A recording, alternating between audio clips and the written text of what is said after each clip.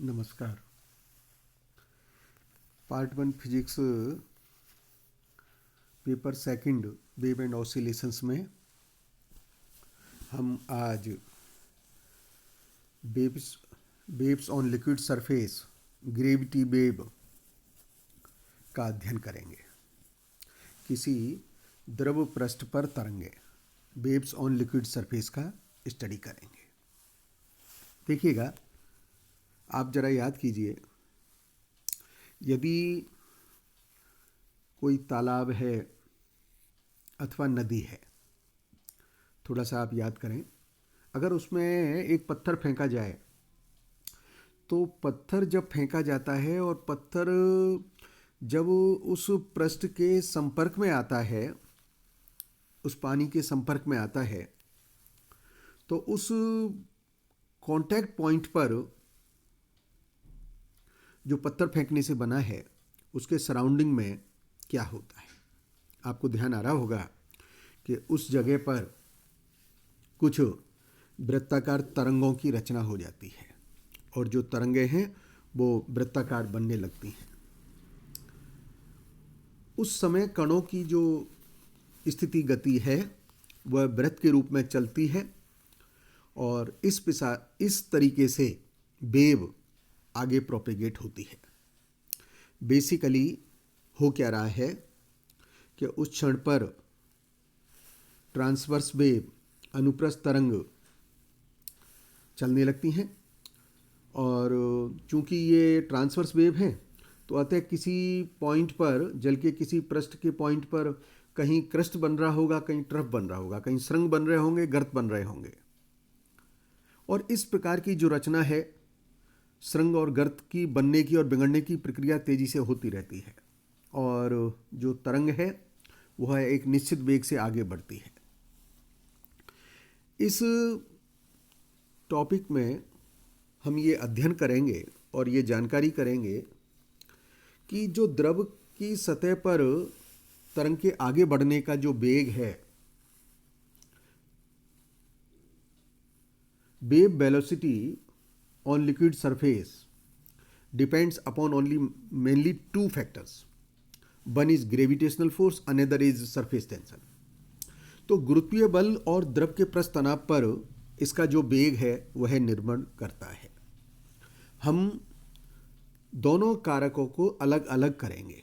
हम सर्वप्रथम गुरुत्वीय बल के कारण वेग किस प्रकार से प्रभावित है उसकी रचना करेंगे।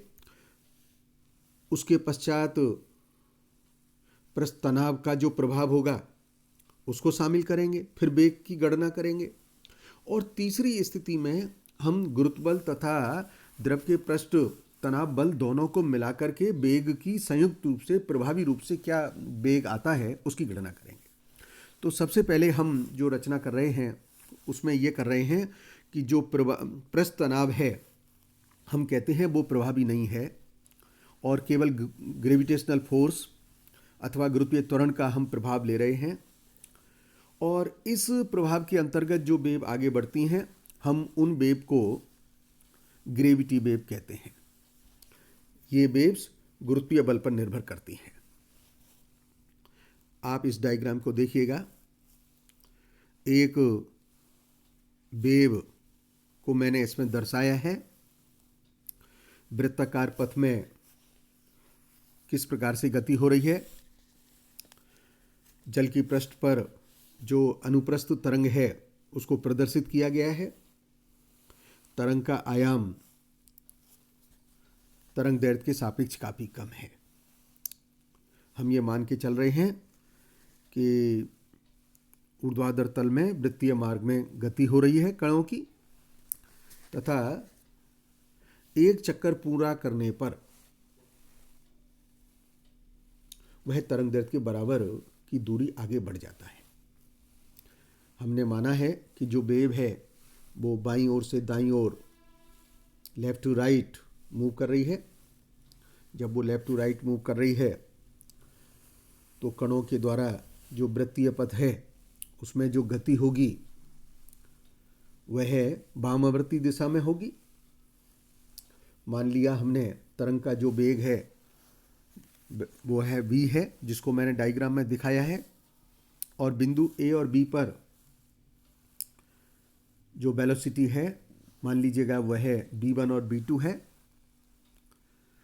तरंग के द्वारा एक चक्कर जो पूर्ण किया गया है उसमें जो समय लग रहा है मान लीजिएगा वो है t है। अगर इस वृत्ताकार पथ की त्रिज्या r है तो डिस्टेंस जो कण के द्वारा तय की जाएगी वो परिधि के रूप में होगी, वह है 2πr होगी। तब हम इस पॉइंट A पर जहां पर तरंग का क्रस्ट बन रहा है कण का वेग निकाल सकते हैं, और जो है वेग जो b1 के द्वारा दिखाया गया है यह b1 बराबर होगा b minus 2πr upon t। 2πr दूरी हो गई है। इसी प्रकार से बिंदु B जो वेव है उसका ट्रफ है, गर्त बिंदु है, B बिंदु पर जो वेलोसिटी मिलेगी यानी B2 है, B2 equals to B plus 2πr upon t। ध्यान रहे B जो वेग है वह तरंग का वेग हमने लिया है जो बाईं ओर से दाईं ओर की तरफ जा रहा है। अब जब हम केवल गुरुत्वीय बल पर विचार कर रहे हैं, तो कंजर्वेशन ऑफ एनर्जी हर जगह एप्लीकेबल होगा। और ए बिंदु से बी बिंदु पर जब पार्टिकल की गति हो रही है तो हम देख रहे हैं कि ए बिंदु से बी बिंदु पर आने पर इसकी जो काइनेटिक एनर्जी है उसका मान कम होगा, उस काइनेटिक एनर्जी में कमी होगी। निश्चित रूप से जितना काइनेटिक एनर्जी के मान में कमी होगी पोटेंशियल एनर्जी के मान में उतनी ही वृद्धि हो जाएगी। इसलिए गतिज ऊर्जा और स्थितिज ऊर्जा को हम कैलकुलेट करें, कंजर्वेशन ऑफ एनर्जी का विचार करें, तब हम ऊर्जा संरक्षण के नियम से लिख सकते हैं half of M B T square minus half of M B one square is equals to M G two R. इस समीकरण को हम सिंप्लीफाइड करके लिख सकते हैं B two square minus B one square is equals to 4gr। b1 और b2 के मान पूर्व में निकाले गए हैं, b1 और b2 के मान रखे जा सकते हैं, उनको हम सब्स्टिट्यूट कर दें, और सब्स्टिट्यूट करने पर हमें गणितीय संबंध वेलोसिटी का प्राप्त होता है gt/2π। gt/2π हम जानते हैं velocity is equals to λ/t, क्योंकि एक चक्कर पूर्ण करने में वह तरंग दैर्घ्य के बराबर की दूरी गति कर रहा है। एक चक्कर पूर्ण करने में वह तरंग दैर्घ्य के बराबर की दूरी तय कर रहा है, और एक चक्कर पूर्ण करने में जो समय लग रहा है हम उसको t कह रहे हैं। अतः velocity is equals to λ/t, अर्थात हम कह सकते हैं t is equals to λ/b। t के इस मान को वेग की समीकरण में हम रख देते हैं तो हमें समीकरण प्राप्त हो रहा है b square is equals to g λ/2π, अर्थात velocity is equals to square root of g λ/2π। यह समीकरण ग्रेविटी वेव्स की वेलोसिटी दिखा रहा है, और ये दिखा रहा है कि जो वेलोसिटी का मान है वह लैम्डा पर निर्भर करता है। लैम्डा बढ़ने के साथ ग्रेविटी वेव की वेलोसिटी भी बढ़ने लगती है। अब हम पृष्ठ तनाव का प्रभाव पर विचार करना चाहते हैं। जिस प्रकार से मैंने आपको प्रारंभ में समझाया था कि द्रव की सरफेस पर जो ग्रेविटी वेव जनरेट हो रही है उस पर पृष्ठ तनाव का प्रभाव जानने के लिए चित्र पर विचार करें। इसमें तरंग दर्शाई गई है। मूल बिंदु से बिंदु x पर स्थित P बिंदु पर देखिएगा, यहाँ पर जो विस्थापन है वो y है, और जो कर्व मिल रहा है आप देखिएगा, ये जो कर्व मिल रहा है ये कनकेव शेप में मिल रहा है, जिसकी रेडियस ऑफ कर्वेचर को कैपिटल R से मैंने लिखा है। स्मॉल y उसका डिस्प्लेसमेंट है, विस्थापन की समीकरण जिस प्रकार से हम प्रोग्रेसिव वेव में लिखते आ रहे हैं उसी प्रकार का उपयोग कर सकते हैं। By is equal to A sine 2 pi by lambda B T minus X. ये एक स्टैंडर्ड समीकरण है, इसका प्रयोग करने में किसी को कोई एतराज़ नहीं है। बिंदु पी पर तरंग की रेडियस ऑफ कर्वेचर। हमने कैलकुलस में ये सीखा है, एक स्टैंडर्ड रिजल्ट है, किसी भी कैलकुलस की बुक में मिल जाएगा। Radius of curvature is equal to 1 plus D Y by D X square of square root divided by D two Y by D X square. Therefore 1 upon R is equal to D two Y by D X square divided by 1 plus D Y by D X square of square root. चूँकि तरंग का आयाम कम है, अतः हम एक की तुलना में D Y by D X को स्मॉल मान सकते हैं। इस कारण से 1 अपॉन आर का जो मान रह जाएगा वो D two Y by D X square रह जाएगा। जो विस्थापन की समीकरण है, जिसको मैंने दूसरे नंबर से दिखाया है, हम इसके डबल डेरिवेटिव ज्ञात कर सकते हैं, D two Y by D X square ज्ञात कर सकते हैं, और इस मान को ज्ञात करके रेडियस ऑफ कर्वेचर की समीकरण में रखा जा सकता है। तो हमें रेडियस ऑफ कर्वेचर का जो समीकरण मिलेगा वह मिलेगा 1 upon R is equal to minus 4 pi square by lambda square of by. अब आप देखिए, चूंकि द्रव के प्रस्तनाव टी के कारण जो कर्व हमको मिल रहा है वो बेसिकली कनकेव है। और हमने 12th क्लास में एक्सिस प्रेशर की समीकरण पढ़ी हुई है, क्योंकि ऊपर की ओर एक एक्सिस प्रेशर लग रहा है जिसका मान आप जानते हैं वो T बाई आर होता है। इस कारण से इस बिंदु P पर जो रिजल्टेंट प्रेशर होगा वह रिजल्टेंट प्रेशर क्या होगा? वह रिजल्टेंट प्रेशर इस बिंदु पर जो प्रेशर नीचे की ओर लग रहा है अर्थात बाई रो जी, एक तो ये हुआ, और एक्सिस प्रेशर की डायरेक्शन T बाई आर जो ऊपर की ओर लग रही है। इसलिए हम इस पॉइंट P पर नेट इफेक्टिव प्रेशर अगर निकालें तो ऊपर की ओर लगने वाले प्रेशर में से नीचे वाला जो प्रेशर है उसको घटा दीजिएगा, तो ये मान प्राप्त हो गया है P is equal to by rho G minus T by R. हमें इस समीकरण जो प्राप्त हुई है नेट प्रेशर की, इस समीकरण में हम R का मान सब्स्टिट्यूट कर सकते हैं, और जब हम R का मान सब्स्टिट्यूट करेंगे तो हमें प्रेशर का समीकरण प्राप्त हो गया है by rho within small brackets G plus 4 pi R square by lambda square T by rho. हम क्या देख रहे हैं? सरफेस टेंशन का जो प्रभाव है वह क्या देख रहे हैं, क्या सीख रहे हैं?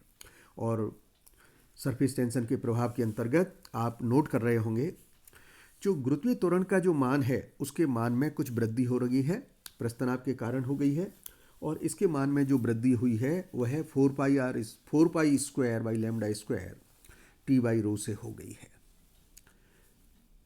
तो इस केस में जब हमने सरफेस टेंशन का मान लिया तो गुरुत्वीय त्वरण के मान में वृद्धि हुई है। वृद्धि किस कारण, किस फैक्टर से हुई है, वह समीकरण 5 से मैंने लिखा है। आपने ग्रेविटेशनल एक्सेलरेशन पे विचार किया, सरफेस टेंशन पर विचार किया। अब हम इन दोनों के कंबाइंड इफेक्ट्स पर विचार कर रहे हैं, यानी हम दोनों के संयुक्त प्रभाव पर विचार कर रहे हैं। जब हम इन दोनों के संयुक्त प्रभाव पर विचार कर रहे हैं तो वेलोसिटी का जो मान होगा वह इन दोनों के जोड़ से दिया जाएगा, जिसको कि मैंने इस समीकरण 6 में लिखा है। समीकरण 6 में आप एक खास बात देख रहे हैं, वह खास बात यह है, यदि लैम्डा बराबर 0 है तब भी वेलोसिटी इनफाइनाइट है, और यदि लैम्डा इनफाइनाइट है तब भी वेलोसिटी इनफाइनाइट है। इसका अर्थ ये हुआ कि लैम्डा के मान 0 और इनफाइनाइट के बीच में वेलोसिटी का कोई मिनिमम वैल्यू भी होगी, एग्जिस्ट करेगी। निश्चित रूप से वेलोसिटी के न्यूनतम मान को डिटरमाइन करने के लिए जो ये क्वांटिटी है इसका मान न्यूनतम होना चाहिए। इसका मान न्यूनतम करने के लिए हमने क्या किया है, देखिए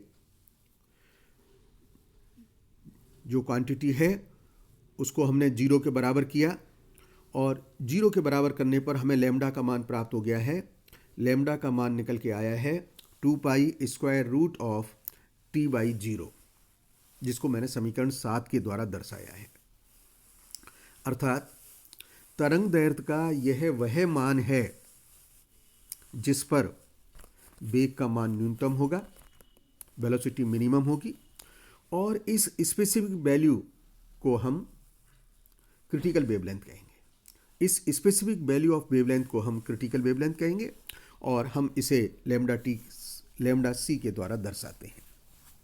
देयरफॉर मिनिमम वेलोसिटी का जो मान है वह इस प्रकार से हो गया है, lambda C G by 2 pi plus 2 pi T divided by lambda C by rho of square root. अब हम इन दोनों के प्रभाव से दो तरह के केस पर विचार कर सकते हैं। पहला case, if lambda is very greater than lambda C, critical wavelength से वेवलेंथ का मान बहुत ज़्यादा है, तो उस केस में हम समीकरण 7b से देख रहे हैं, जो पहला पद है वह पहला पद ही प्रभावी होगा, द्वितीय पद का कोई खास भूमिका नहीं होगी, और इस प्रकार से जो वेव बनेगी, जो वेव कहलाएगी, वो ग्रेविटी वेव कहलाएगी।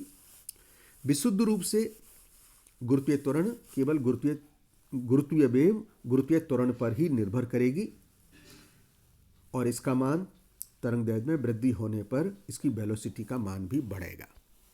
हम केस सेकंड पर विचार करें, जिस केस में लैम्डा का मान लैम्डा सी से काफ़ी कम है, अर्थात क्रिटिकल वेवलेंथ इज हायर। तो उस केस में जो सेकंड पद है, this become very effective and become important. प्रथम पद को आप नगण्य मान सकते हैं और इसके कारण जो वेलोसिटी का समीकरण बनेगा वह square root of 2 pi T by lambda rho बनेगा। इस तरह की जो तरंगें बनती हैं हम उनको रिपल कहते हैं। निश्चित रूप से जो रिपल फैक्टर्स हैं, जो वेलोसिटी है, वो इस स्थिति में उस द्रव के पृष्ठ तनाव पर निर्भर करती है। साथ ही आप देख सकते हैं इनका जो वेलोसिटी का मान है, यदि उस स्थिति में लैम्डा का मान बढ़ाया जाए तो वेग के मान में कमी होती है। यह एक महत्वपूर्ण आर्टिकल है जो हमने इकाई सेकंड से किया है, वेव्स ऑन लिक्विड सरफेस। तो हमने प्रमुख रूप से इसमें ग्रेविटी वेव्स और रिपल वेव्स दोनों को समझाया है। दोनों की जो उत्पत्ति हो रही है वो वेवलेंथ पर निर्भर कर रही है, क्रिटिकल वेवलेंथ के सापेक्ष हो रही है। प्रथम केस जो ग्रेविटी वेव का है, उस ग्रेविटी वेव में उसका जो मान है वो गुरुत्वीय त्वरण पर निर्भर कर रहा है। लैम्डा का मान बढ़ने पर इसका मान बढ़ता है, जबकि रिपल का जो मान है वह केवल सरफेस टेंशन पर निर्भर कर रहा है और वेवलेंथ बढ़ने पर इसके मान में कमी होती है। आपसे अपेक्षा है इस लेख को, इस आर्टिकल को ढंग से तैयार करें। परीक्षा की दृष्टि से ये एक महत्वपूर्ण बिंदु है, महत्वपूर्ण आर्टिकल है। धन्यवाद।